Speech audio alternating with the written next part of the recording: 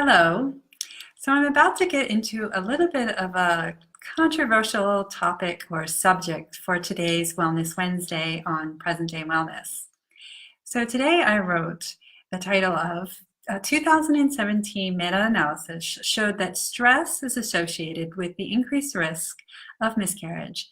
Yet many professionals cite there is no data to support the myth that stress has any influence on pregnancy loss. Can both be true? I'm Rach from Maine, and welcome to another Wellness Wednesday on Present Day Wellness, where we encourage and empower couples to get the preconception care before conceiving again after a pregnancy loss. So how can both be true?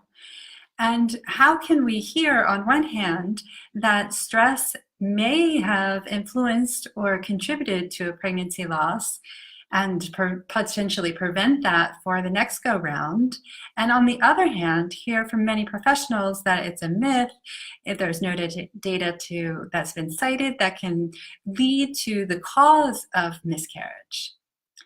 So lest I be misunderstood in this controversial kind of this or that, both can be true. The reason that most professionals cite that there's no data and there really isn't a direct cause of miscarriage outside of what they know from the lab of chromosomal abnormalities in the fetus is that we really can't say this specific thing caused the miscarriage. We know now that there's a plethora of contributing factors, but we can't really for certain say this equals that. And we probably never will, because the body is a complex set of systems, and pregnancy is even more magical and more amazing than just even our own physical form of one human being. But here we are trying to make a whole nother human being inside one. So with that said, I can understand why most professionals, and also I can understand personally as well, the shame and the guilt and any kind of sense of, oh, I got too stressed out about that and then therefore contributed to the loss of my child.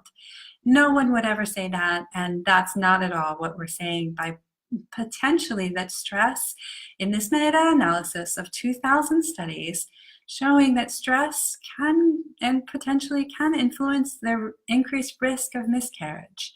And so what do we mean on the other hand? What do we mean by that meta-analysis?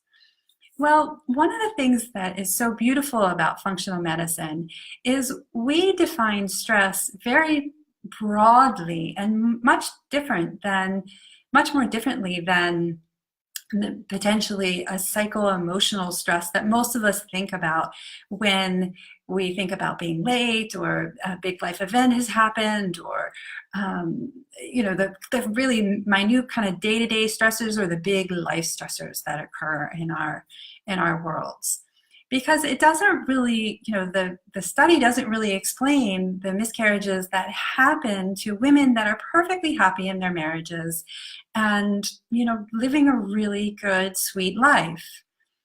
So what does stress really mean? And one of the acronyms that my training and many other people use is what's known as HIDDEN.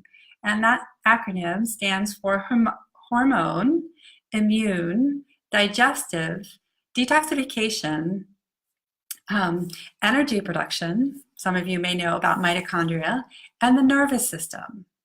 So that spells out hidden, and they really are hidden. There's lots of stresses that we don't know that are happening in our bodies that may contribute to more cortisol release and therefore less progesterone, the hormone that's needed to carry a pregnancy, especially to create the placenta, and that hormone that some of you may even have heard about that has been given to women that have had prior miscarriages and help them keep the baby to a live birth. So where do we look for those hidden stressors? How do we find them?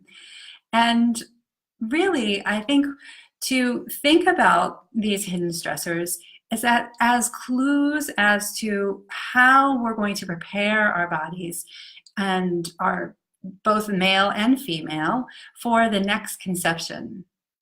So we want to look for these clues, and we want to do it in a systematic, methodical order, in a way that we can really say, this is going to affect positively the outcome, the development of the egg, the sperm, the womb, and the whole environment that the next conception is going to occur.